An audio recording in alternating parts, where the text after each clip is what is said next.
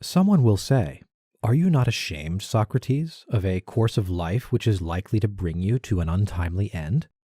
To him I may fairly answer, "There you are mistaken. A man who is good for anything ought not to calculate the chance of living or dying. He ought only to consider whether in doing anything he is doing right or wrong, acting the part of a good man or of a bad." Whereas, according to your view, the heroes who fell at Troy were not good for much, and Achilles the son of Thetis above all, who altogether despised danger in comparison with disgrace. And when his goddess mother said to him in his eagerness to slay Hector, that if he avenged his companion Patroclus and slew Hector, he would die himself. Fate, as she said, waits upon you next after Hector. He, hearing this, utterly despised danger and death, and instead of fearing them, feared rather to live in dishonor and not to avenge his friend. "Let me die next," he replies, "and be avenged of my enemy, rather than abide here by the beaked ships, a scorn and a burden on the earth." Had Achilles any thought of death and danger? For wherever a man's place is, whether the place which he has chosen or that in which he has been placed by a commander, there ought he to remain in the hour of danger. He should not think of death or of anything but of disgrace, and this, O men of Athens, is a true saying.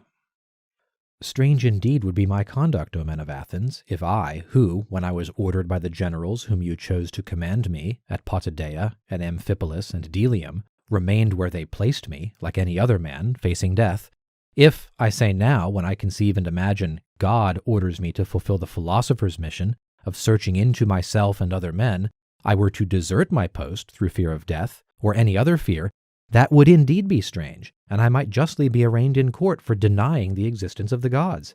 If I disobeyed the oracle because I was afraid of death, then I should be fancying that I was wise when I was not wise.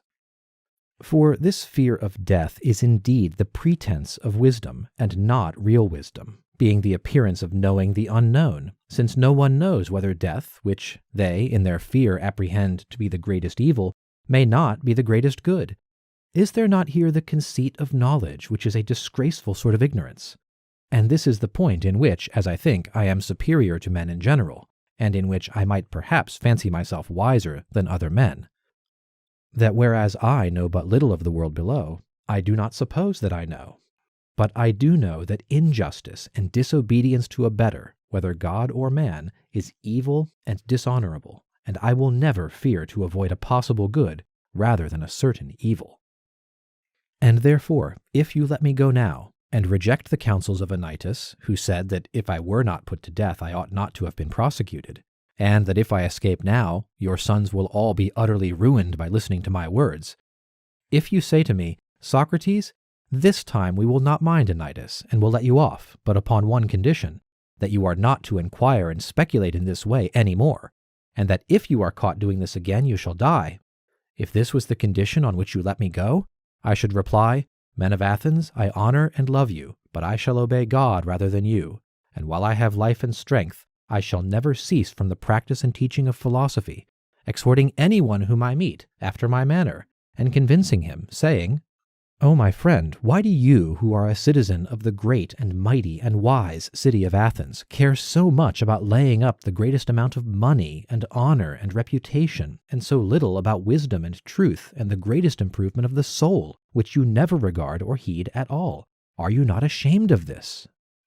And if the person with whom I am arguing says, 'Yes, but I do care,' I do not depart or let him go at once. I interrogate and examine and cross-examine him, and if I think that he has no virtue, but only says that he has, I reproach him with undervaluing the greater and overvaluing the less.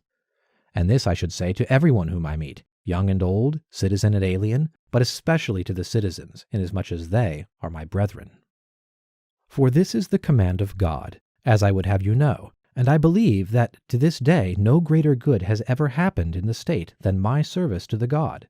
For I do nothing but go about persuading you all, old and young alike, not to take thought for your persons or your properties, but first and chiefly to care about the greatest improvement of the soul. I tell you that virtue is not given by money, but that from virtue come money and every other good of man, public as well as private. This is my teaching, and if this is the doctrine which corrupts the youth, my influence is ruinous indeed.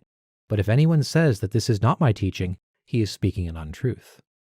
Wherefore, O men of Athens, I say to you, do as Anytus bids, or not as Anytus bids, and either acquit me or not. But whatever you do, know that I shall never alter my ways, not even if I have to die many times.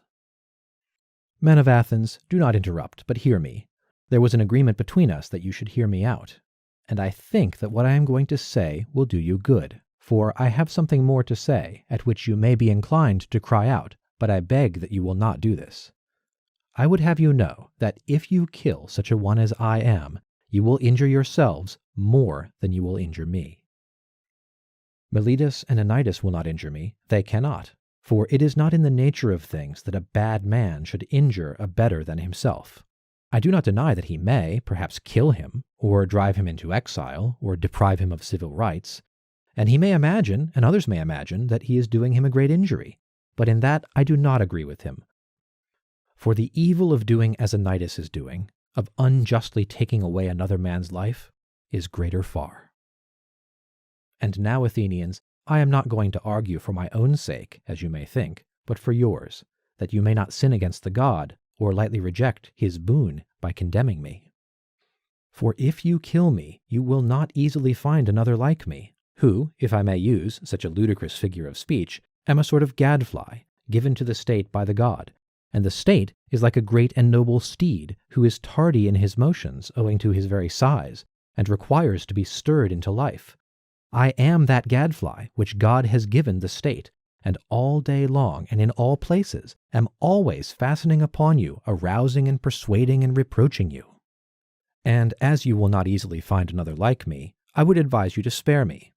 I dare say that you may feel irritated at being suddenly awakened when you are caught napping, and you may think that if you were to strike me dead as Anytus advises, which you easily might, then you would sleep for the remainder of your lives, unless God, in his care of you, gives you another gadfly. And that I am given to you by God is proved by this, that if I had been like other men, I should not have neglected all my own concerns, or patiently seen the neglect of them during all these years, and have been doing yours, coming to you individually like a father or elder brother, exhorting you to virtue. This, as I say, would not be like human nature. And had I gained anything, or if my exhortations had been paid, there would have been some sense in that.